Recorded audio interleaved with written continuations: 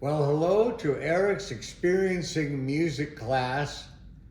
My name is Paul Schaefer, and we're going to examine today an instrument which has been around since somewhere around the year 1700. And it's known, you may recognize it, it's known as the piano. It's the thing that all of our mothers forced us to practice and play and take lessons on when we were kids. And I'm glad my mother did, because it really is the basis of all the other instruments. It's all laid out for you in front of you here on this keyboard, and all of these 88 keys make up the instrument known as the real instrument. The real name of the instrument is a longer name than it ended up with now. Its full name of it back in 1700 was the pianoforte. Now this is two Italian words. Piano in Italian actually means soft. Forte means loud. So why did they call this a soft loud? Because before this, the only keyboard instruments were, let's see, the harpsichord and the clavichord. And these are two keyboard instruments that wouldn't go loud or soft. One level only. Ding, ding, ding, ding, ding, ding. Just, you couldn't, no expression, in other words. You couldn't bring in a loud passage and a soft passage until someone came along and invented this, the pianoforte. Now I'm going to play one of these 88 keys just to show you that you can play it soft, or you can hit it harder with your finger and play it loud. Hence pianoforte. Now listen to this. I'm playing, by the way, one of the white notes. There's white and black notes. Interesting as to why they are set up the way they are. And the reason is, and by the way, everything on a piano starts with this particular key right here. This is middle C. It's C because that is really the pitch of it. There it is. You know, I can't explain it any better than that. That this piano has C, D, E, F, G, A, B, C, and all of those notes in that scale are laid out on the white notes. Listen to this. Listen to all these white notes together. That's called a major scale. And when you start taking lessons, you can make your hand go so smoothly like this. But those are just the degrees of the major scale and the notes of the major scale. But in between those are these black keys here. Listen to that, you know. And this is not a major scale, but it is a chromatic scale, because it's got all the 12 notes of what they call the chromatic scale. And there they are. And of course, let's not forget that each one of these could be played softly like that, or loud. And that's how we get the expression. It's going from loud to soft and backwards. That's how we get what they call the expressiveness of the piano pedal. Look at all that I've done, by the way. I've only used one hand. I've used all the fingers of one hand, but I've still got a whole hand to go. And if I start using this left hand, most of the time we use this left hand to accompany the right hand. The right hand ends up being on the right side of the keyboard, and therefore it has access to the higher notes. The higher we go, the higher we go. And the left hand becomes the accompanying hand, playing some bass lines. Listen to that, it's like a bass accompaniment to a melody you might want to play higher in the right hand.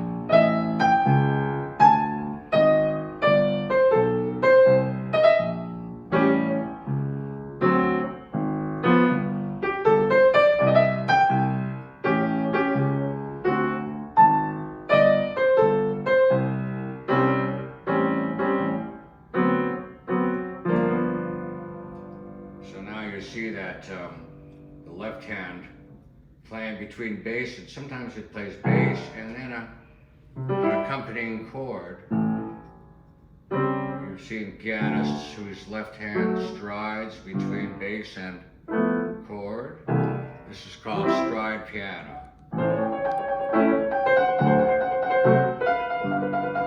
And I think there's a style of piano called ragtime piano that uses a stride left hand and a melody in the right, and it comes out sounding like this. There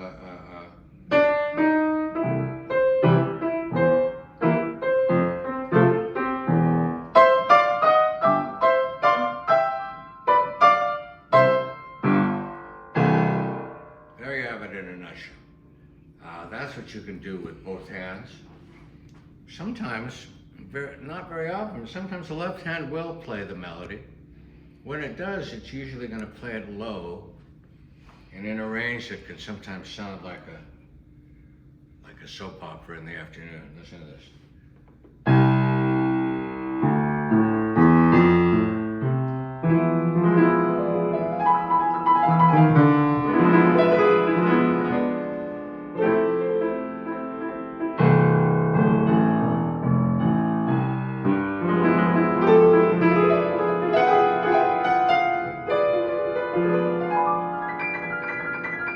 Anyway, I digress. Take a look down here. Here we have 3 pedals on the piano. This is standard. Every grand piano has 3. Sometimes the upright piano, which is nothing more than a piano like this, keyboard remains the same, but the rest of it is flipped upright so it doesn't take up as much space in a home. Sometimes a piano like that will only have 2 pedals, but this is pretty standard on a grand 3. The one on the right I want to show you first because it's the sustain pedal, and the one we pretty much keep our foot on all the time, because a lot of the songs we play involve notes that we would like to be longer, and this piano enables us to make all the notes longer at the same time. Like this. Here's a little bit of Beethoven. Look at, here's Beethoven without the pedal. Now you see I'm playing it pretty smoothly,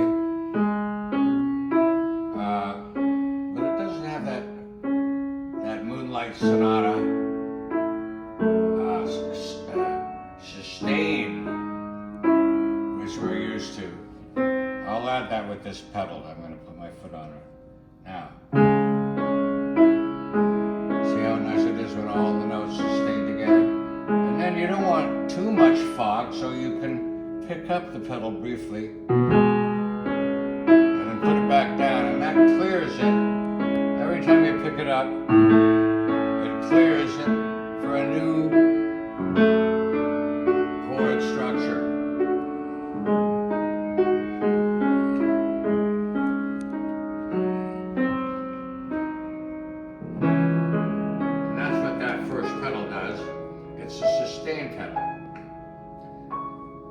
Second pedal is a sustain pedal of a very special kind, because it only sustains the notes that you want to be sustained. You can sustain an individual bass note, for instance, and then play other notes while that bass note sustains. Let's try it. What if I sustain this note with this pedal by playing it first, then the pedal, and it goes. Those are not affected by the pedal, even though I'm holding it down.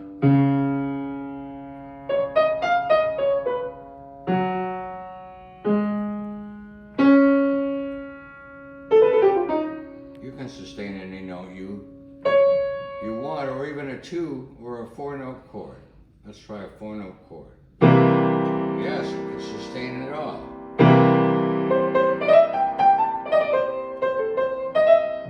That's the middle pedal. And the third pedal, you often hit it with your left foot, so I'm moving over. And this is nothing more than a soft pedal. And I'm going to show you in a second how all 3 of these operate. But in the meantime, let me just push on this soft pedal and you'll see that, first of all, I saw an interesting thing here. You may not have caught it, but when I press on this soft pedal, the whole keyboard's going to shift up. I'm going to tell you why in a minute. Watch the keyboard as I press down and up and down and up. See how the whole thing is actually moving, but when it moves up, you'll notice it's got a much mellower, softer tone, shown more on the piano side of the pianoforte. Very soft. I can still use the other sustain pedals to keep the sound sustaining, but everything's going to be softer. Now, here's why. Here's why the pedals do what they can do. I got to do a little surgery first. And actually, see if I can take this whole thing off. It's pins. Yeah, cut and then we'll come back. Gotten rid of the music stand, and now we have an open view of the strings. And if I press and what these things here, these black things, are called the dampers. They dampen down on the notes. And when you press a key underneath the dampers, you activate something called the hammer. It's hard to see. You got to bring that camera around here, I think, and go in here. And you see a row of white felt hammers. And you can see this one, I'm playing a G now. And the hammer comes up and strikes the three strings all tuned exactly the same to make a beautiful sound on the piano. But just above the string, the damper raises up simultaneously. Hammer comes up, strikes it, damper comes up and stays up as long as you hold the string up, and it decays on its own. But if you want a shorter note, you can play it shorter here by just lifting your finger, and the damper comes right down, cuts the note off. So if you play a scale, like we were talking about, say we play all white notes, you're going to see all the hammers sequentially come up, hammers coming up down here, dampers up here, reacting in kind, and then the same. You play a chord and all the hammers do what they're supposed to do. Now, 3 strings for each note, except when you get down here, strings get so thick. You only need 2. 2 per each note, because they're so low. So low, in fact, down here, that you only need 1. These are single strings. They're so thick and heavy. Now, talking about these pedals, we know how you get sustain. The sustain pedal lifts up all of the dampers at once. There they go. They're all up for as long as I hold my foot on the pedal. And when they're up, that means that every note you play sustains. Not only that, but when they're all up, the whole thing becomes a sort of a resonance chamber, undampered. And listen to what happens if hello! I yell in there, you can still hear the echo because of the resonance in this resonance chamber and the sounding board, which is the basic board underneath it. And we'll get underneath it in a minute. But we're sticking with the pedals now and showing that you can raise all the dampers at once with the sustain pedal. And that's how you get the sustain. Middle one, remember, you can choose which one you want to undamp. So let me choose this C here. There is the damper for C. If I play it first and then hit the middle pedal, it's going to keep it up. Stays up, it stays sustaining. None of these do. There's your second pedal. And remember that third pedal, what it does? It makes everything soft and mellower. Well, remember how it changed? Moved the whole keyboard up. Well, watch with the effect of moving the keyboard up. The hammers and the dampers move up too. And they move up from affecting all 3 strings to just hitting 2 strings. These hammers will now only go from hitting 3 strings normally, move it up, just 2 strings. Big difference. Listen to the difference between just 2 strings and all 3. So there you have again a way to get to that piano side of the pianoforte there, and that's the third. I'm doing that by operating the third pedal often with my right hand. Some of the more expressive pianists will use this as an expressive tool, playing a, you put your foot on that, everything gets softer.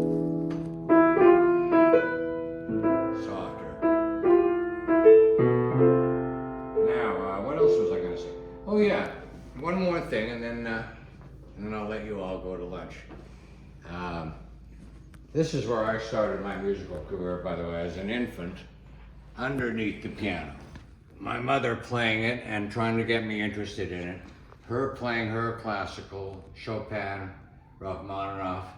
Me under here, appreciating the sound of the sounding board, which we can see right here.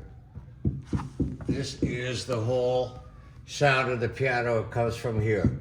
This is your sounding board. And by the way, if you're going to buy one of these older pianos, you better get under here like I am and take a look at this sounding board and make sure there's no big cracks. Because that's the whole trick of buying a piano. Make sure the sounding board is intact. And here, so, picture me listening to my mother play, getting interested in the piano that way from under here. And then the one trick that she left me with all these years later is sounding board is so important. You don't want it to dry out or crack. So she taught me how to get a big bowl of water and keep it here full underneath the piano so that the moisture comes up from the bowl and keeps the sounding board moist, and you'd be surprised on how well it works. So that's it from here under the piano. I'm going to just kind of groove under here for a while. Eric, you got a hell of a class. Thanks for letting me be a part of it. Bye-bye.